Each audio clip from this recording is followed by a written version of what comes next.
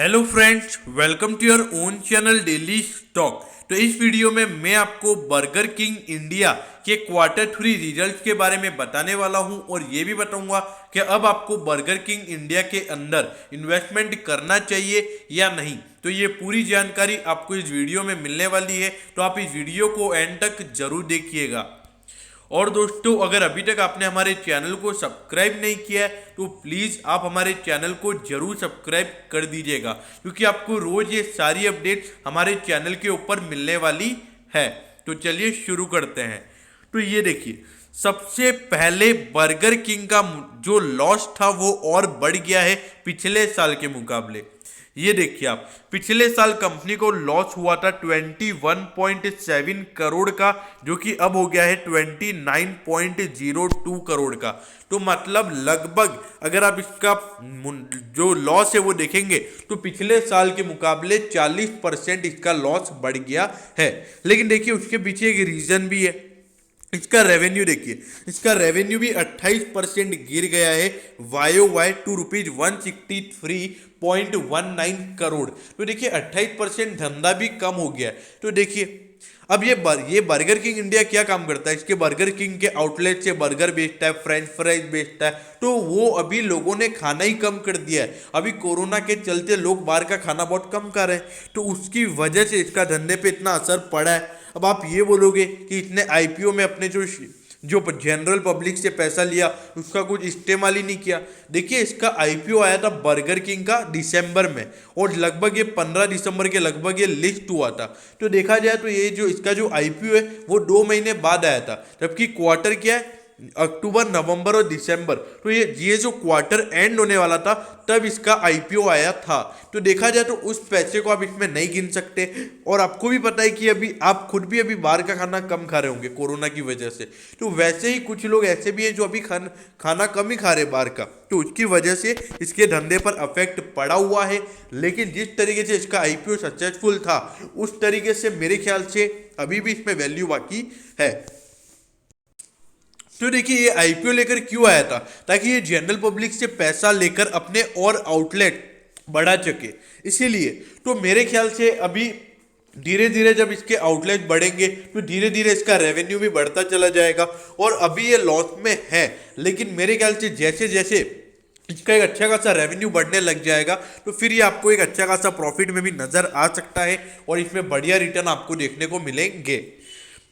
अब देखिए, पहले से ही कंपनी घाटे में ही है। कंपनी अगर 1-2 साल की बात की जाए तो कंपनी घाटे में ही है। और अगर आप कंपनी के सेक्टर के प्राइस टू अर्निंग को देखेंगे तो वो भी 93 है। तो देखा जाए तो सेक्टर वाले भी ऑलमोस्ट हाई वैल्यूएशन पर ही ट्रेड हो रहे हैं। अब इसके सेक्टर में कौन आता है, जैसे जुबिलेंट फूड वर्क्स हो गया।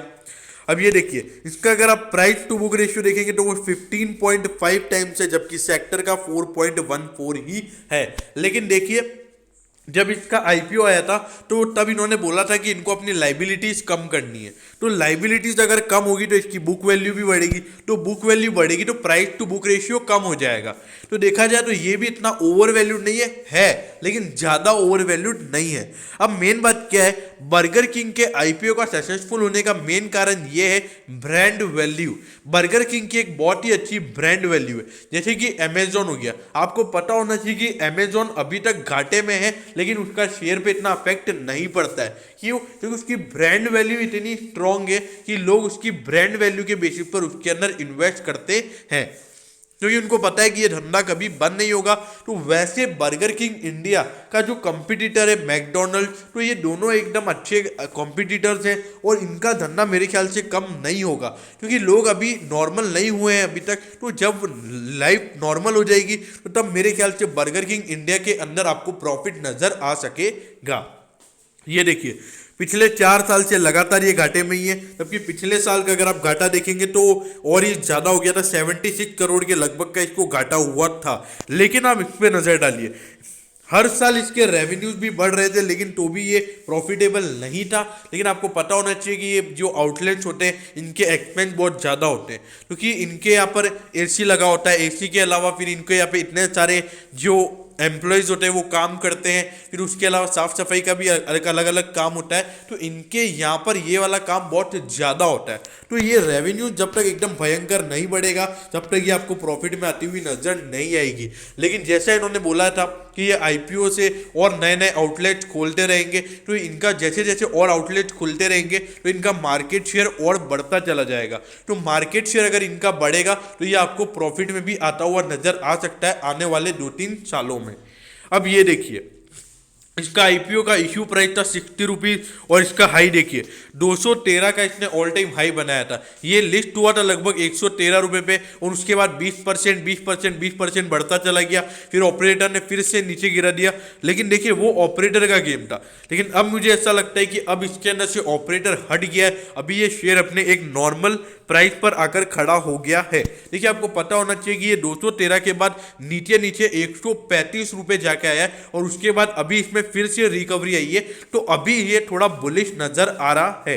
तो देखिए अगर ये रिजल्ट को अगर मार्केट पॉजिटिव लेता है और अगर कल इसमें आपको शुरुआत में एक अच्छा खासा वॉल्यूम देखने को मिलता है तो मेरे ख्याल से कल इसमें आपको फिर से 10% का अपर सर्किट लगता हुआ नजर आ सकता है।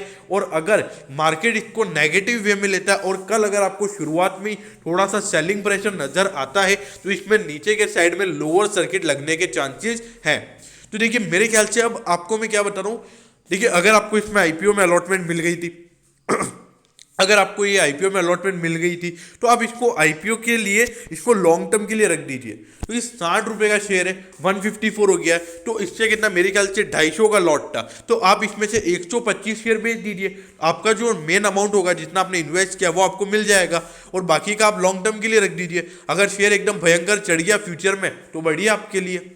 तो मेरे ख्याल से बर्गर किंग इंडिया में जिनको अलॉटमेंट मिली थी उनको ये करना चाहिए, और जिनको इसके अंदर फ्रेश बाइंग करनी है तो मेरे ख्याल से यार आप इस प्राइस में भी इसमें बाइंग कर सकते हैं।